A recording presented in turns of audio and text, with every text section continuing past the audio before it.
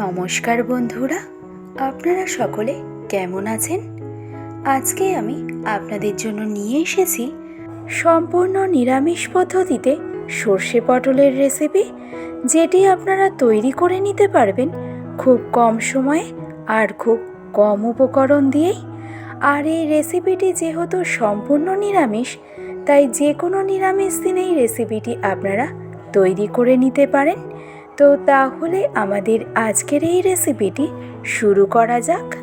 আর আমি প্রিয়াঙ্কা আপনাদের সকলকে আমার চ্যানেল ডেলিশিয়াস রেসিপি বাংলাতে স্বাগত জানাই। তো এই রেসিপিটা বানানোর জন্য আমি এখানে নিয়ে নিয়েছি 1 কিলোগ্রাম পরিমাণে বড় সাইজের পটল। পটলগুলোকে এবার আমি সবার প্রথমে কেটে নেব। তো সবার প্রথমে পটলের আপার পোর্শন ও বটম পোর্শনের বোটার মতন অংশটাকে এইভাবে কেটে বাদ দিয়ে নেওয়ার পর পটলের স্কিনটাকে ছাড়িয়ে নেব। তবে পটলের সম্পূর্ণ স্কিনটাকে কিন্তু আমি ছাড়াবো না, একটু একটু করে পটলের স্কিন রেখে তারপরে পটলের বাকি স্কিনটাকে আমি ছাড়িয়ে নেব।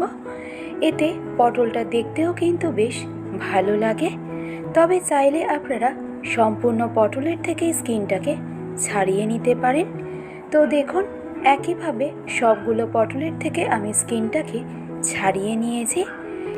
এবার নেক্সট একটা কড়াইতে আমি দিয়ে দেব 100 মিলির মতন সর্ষের তেল। রান্নাটা আমরা সর্ষের তেলেই করব, আর সর্ষের তেলের পরিমাণটা অবশ্যই আপনারা নিজেদের মন মতন ব্যবহার করবেন।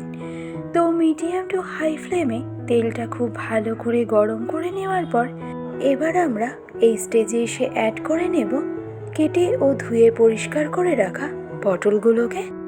আর পটলগুলো তেলের মধ্যে দেওয়ার সময় এটা খেয়াল রাখবেন পটলের গায়ে যেন কোনো রকম জল একদমই না থেকে যায়, কারণ পটলের গায়ে যদি অতিরিক্ত জলটা থেকে যায় তাহলে কিন্তু গায়ের মধ্যে তেল ছিটে চলে আসতে পারে।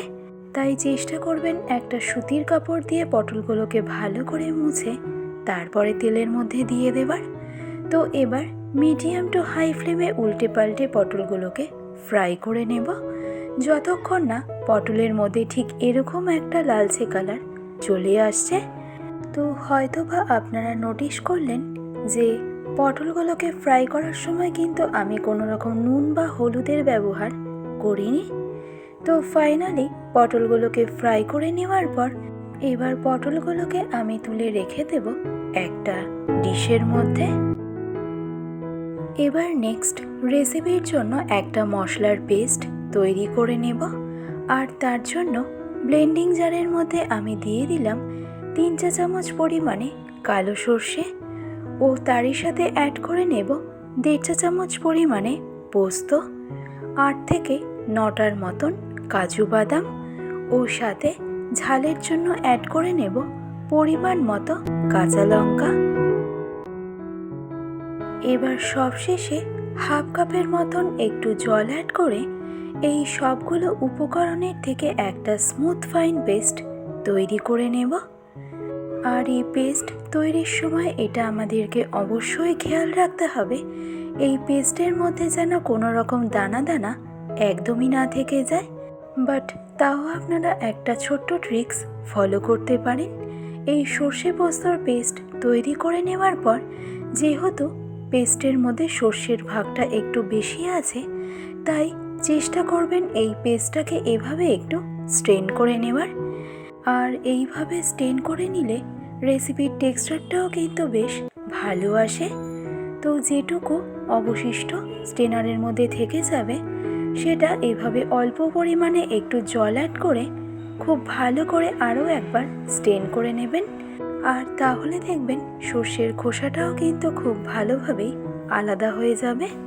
তো এবার এই পেস্টের মধ্যে আমরা অ্যাড করে নেব স্বাদ অনুসারে নুন, হাফ চা চামচ পরিমাণে হলুদ গুঁড়ো আর টেস্ট ব্যালেন্সের জন্য হাফ চা চামচ পরিমাণে চিনি। আর তারপর এই 3টে উপকরণ সর্ষে পোস্তর পেস্টের সাথে ইভেনলি ভালো করে মিশিয়ে নিলেই সর্ষে পটলের জন্য প্রয়োজনীয় মশলার পেস্ট আমাদের একদম রেডি। অপরদিকে পটল ফ্রাই করার পর যে তেলটা অবশিষ্ট ছিল সেই তেলেই ফোড়নে অ্যাড করে নিলাম 1/2 চা চামচ পরিমাণে কালো জিরে। এবার এই কালো জিরেটা একটু নেড়ে চেড়ে নিয়ে এবার যে সর্ষে পোস্তর পেস্টটা তৈরি করে রেখেছিলাম সেই পেস্টটাকেই আমাদের এই স্টেজে এসে দিয়ে দিতে হবে। আর তারপর গ্যাসের ফ্লেমটাকে একদম মিডিয়াম টু হাইতে রেখে সর্ষে পোস্তর পেস্টটা ফুটে ওঠা পর্যন্ত আমাদের একটু অপেক্ষা করতে হবে। আর যখনই দেখবেন সর্ষে পোস্তর পেস্টটা ঠিক এভাবে ফুটতে আরম্ভ করেছে তখনই আমাদের এই পর্যায়ে এসে অ্যাড করে নিতে হবে আগে থেকে ভেজে রাখা পটলগুলোকে। এবার এই পটলগুলোকে গ্রেভির সাথে একবার আমাদেরকে খুব হালকা হাতে নেড়ে চেড়ে মিশিয়ে নিতে হবে। আর তারপর আমাদেরকে এই স্টেজে এসে অ্যাড করে নিতে হবে কয়েকটা গোটা কাঁচা লঙ্কা। আর তারপর মিডিয়াম ফ্লেমে ঢাকনা চাপা দিয়ে সম্পূর্ণ রান্নাটাকে আমাদের কুক হতে দিতে হবে মিনিমাম 10 মিনিট। আর এইভাবেই সম্পূর্ণ 10 মিনিট সময় ধরে মিডিয়াম ফ্লেমে সম্পূর্ণ রান্নাটাকে কুক করে নেওয়ার পরে দেখুন এই স্টেজে গ্রেভির থেকে অয়েলটা সেপারেট হওয়ার পাশাপাশি দেখুন গ্রেভির টেক্সচারটাও কিন্তু দারুণ এসেছে। আর আমাদের আজকের রেসিপি সর্ষে পটলও কিন্তু একদম রেডি। তো দেখলেন তো কত সহজে এই রেসিপিটি খুব কম সময়ে আর খুব কম উপকরণ দিয়েই তৈরি করে নেওয়া যায়। ভালো লাগলে রেসিপিটি অবশ্যই এইভাবে ট্রাই করে দেখুন। আশা করছি আপনাদের সকলের ভীষণই ভালো লাগবে। আজকের ভিডিওটি তবে আমি এখানেই শেষ করছি। ভালো থাকবেন, সুস্থ থাকবেন। ধন্যবাদ।